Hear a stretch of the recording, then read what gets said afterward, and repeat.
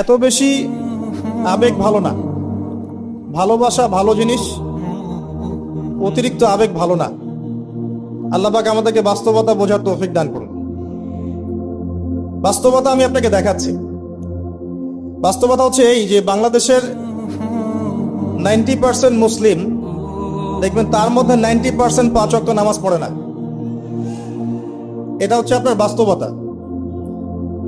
বাংলাদেশের যে কোনো মাহফিলে যাবেন, একটাই স্লোগান আমি শুনেছি, আল কোরআনের আলো ঘরে ঘরে জালো।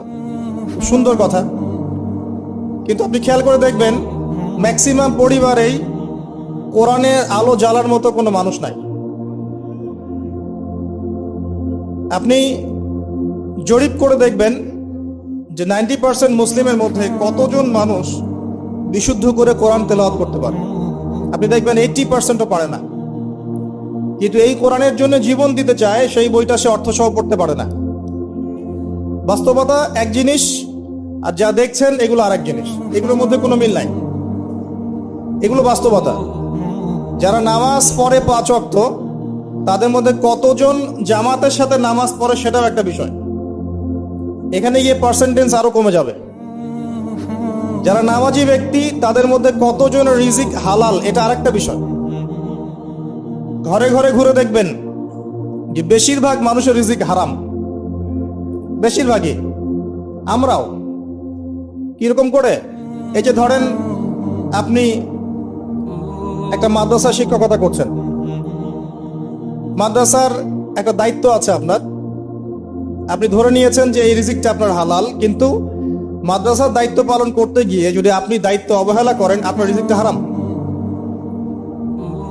আপনি একজন মসজিদের ইমাম, মনে করছেন আল্লাহ আমাকে খুব পবিত্র রিজিক দিয়েছেন, মাশাআল্লাহ। আপনি যদি আপনার দায়িত্ব অবহেলা করেন, এই রিজিকটাও হারাম। আর নর্মালি তো আমরা সবাই সুদ খাচ্ছি, ঘুষ খাচ্ছি, দুর্নীতি করছি, মানুষের সম্পদ আত্মসাৎ করছি। এগুলো তো আমাদের সহজাত প্রবৃত্তি হয়ে গেছে। কোনো কোনো ক্ষেত্রে দেখা যায় উপর থেকে একটা হাতি আসে, উপর থেকে একটা হাতি আসতে আস্তে আস্তে আস্তে একটা মাছি হয়ে যায়। মাঝখানে হাতির ডালপালা, হাত পা টেনে হিসেবে খাওয়া শেষ।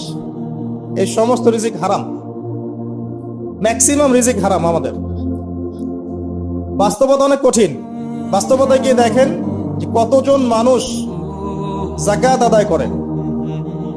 নামাজি ব্যক্তিদের মধ্যে যারা ইসলাম বোঝে, তাদের মধ্যে কতজন যাকাত দেয়। এটা আরেকটা মহামারী চলছে, যাকাত না দেওয়ার মহামারী। শুধু যদি যাকাতটা দিতেন ঠিক মতো, নিসাব পরিমাণ সম্পদ হয়ে গেছে, মালের যাকাত দিচ্ছেন, বাংলাদেশকে বহির্বিশ্বের কাছ থেকে ঋণ নিতে হতো না, একটা মানুষও না খেয়ে মারা যেত না।